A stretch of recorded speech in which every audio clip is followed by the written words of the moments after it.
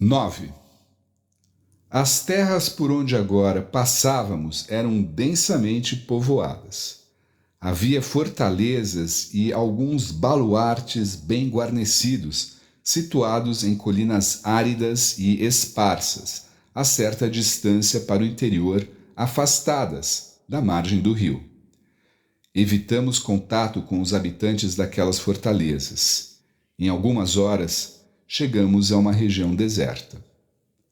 Isso nos animou, pois, depois de dias nos bergantins, todos precisávamos sair dos barcos por algum tempo. Por isso, o capitão decidiu arriscar aportar em alguma praia. Era perigoso, uma vez que não estávamos tão longe da aldeia que nos repelira com tanta ferocidade. Mesmo assim, o nosso ânimo abatido exigia uma pausa. A terra ali tinha trechos de grama alta entremeados por pequenos bosques de árvores que nos lembraram dos sobreiros e carvalhos brancos da nossa Espanha.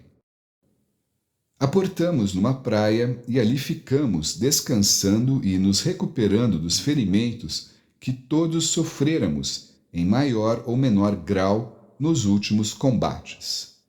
Enquanto a maioria dos homens repousava na margem deserta, o capitão enviou um pequeno destacamento de reconhecimento para o interior. Era formado por 5 ou 6 soldados, escolhidos entre os menos estropiados. O grupo de batedores descobriu uma grande rede de trilhas ligando o interior às margens do rio. As pegadas, provavelmente feitas por caçadores e pescadores, não pareciam recentes, mas eram bem marcadas, profundamente sulcadas. Encontraram também uma aldeia incendiada, talvez saqueada por tribos rivais vindas do interior.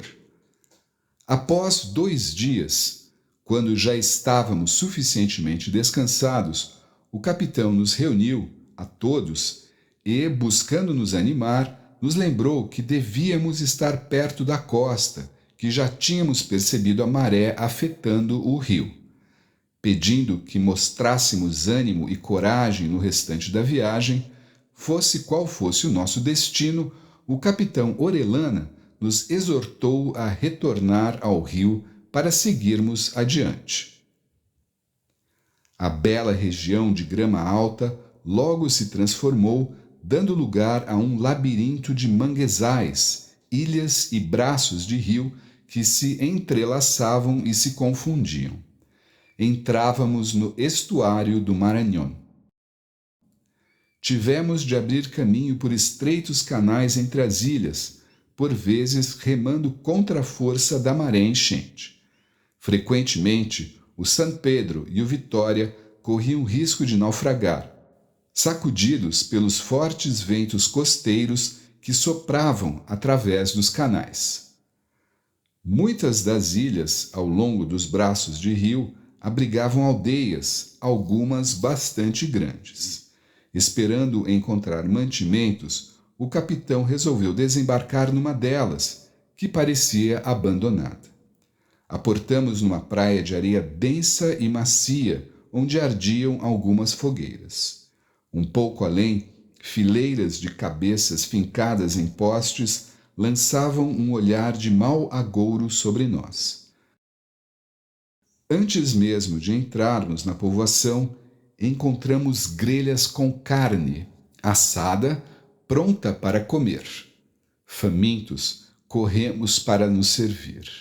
Mas logo recuamos enojados. Era carne humana. Pés, mãos, postas de pernas que tinham pertencido a alguma pessoa.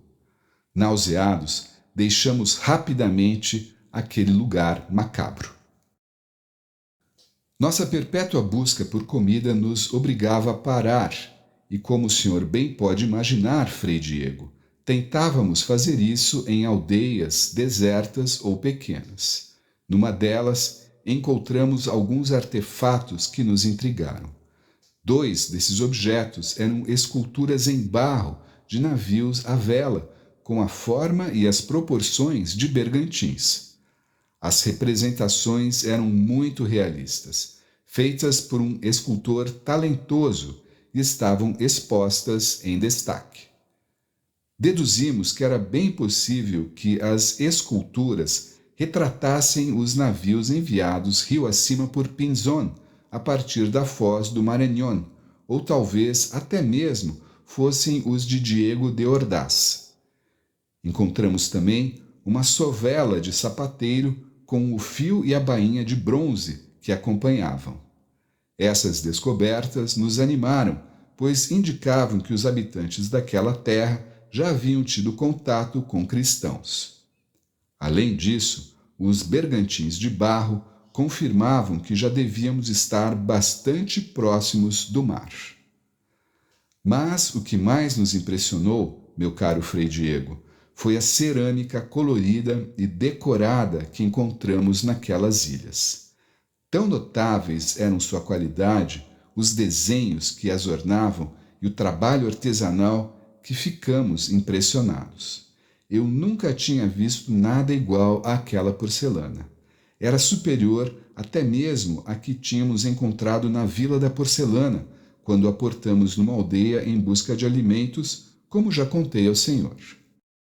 Lá, se o senhor bem se recorda, demos com um prédio grande, parecido com uma construção espanhola, um depósito repleto de todas as variedades de cerâmica de todos os tipos e tamanhos.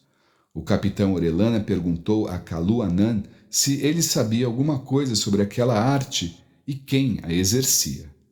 Nosso intérprete explicou que os artesãos daquelas ilhas não usam argila comum para fabricar sua cerâmica, mas uma mistura de areia do fundo do rio e uma espécie de esponja, a que chamam Cauixi. São os homens que mergulham nas águas para buscar essa matéria, um trabalho que pode ser árduo e perigoso, e a entregam às mulheres, que a transformam em utensílios domésticos e objetos para serem usados em rituais. Eles acreditam reproduzir com esse ofício o curso da vida. Assim como é na natureza, o macho provê a substância bruta, e a fêmea, com força, paciência e engenho, lhe dá forma e alma. Kalu Anand diz que são as mulheres que comandam toda a fabricação.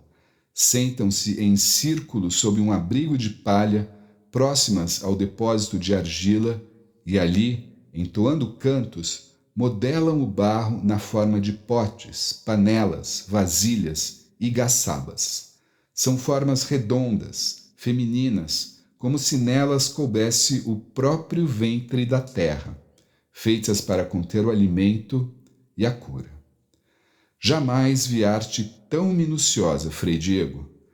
Cada vaso, cada prato é adornado com figuras que retratam os animais dos rios e da floresta, peixes, tartarugas, macacos e, sobretudo, a serpente, que entre eles tem poder e mistério. As peças são também cobertas de desenhos geométricos, traços e espirais que se combinam como um alfabeto secreto, cada figura encerrando um sentido sagrado. Há também cerâmicas que não se destinam ao uso comum, mas a cerimônias e ritos. São estatuetas, urnas e incensários de uma complexidade admirável. Vi vasos sustentados por 3 pequenas figuras humanas, como colunas de igrejas, cada uma distinta da outra, trabalhadas com tal habilidade que pareciam vivas. Em muitos desses vasos, a parte inferior é moldada como um carretel, servindo de base, e a parte superior exibe ornamentos tão finos e variados que nenhum se repete. Kalu Anand explicou que os signos e desenhos nesses utensílios são preces, narrativas e memórias. Falam aos seus deuses pagãos e aos espíritos da floresta. Disse que o nome do povo que fabrica essas porcelanas, Tapajó, significa aqueles que tiram do fundo do rio. Após o que vi, creio que o sentido é profundo. Tiram das águas a matéria para sua arte, para expressar a mágica de viver naquele mundo, em meio a um rio e a uma floresta cujos mistérios nenhum cristão é sequer capaz de imaginar.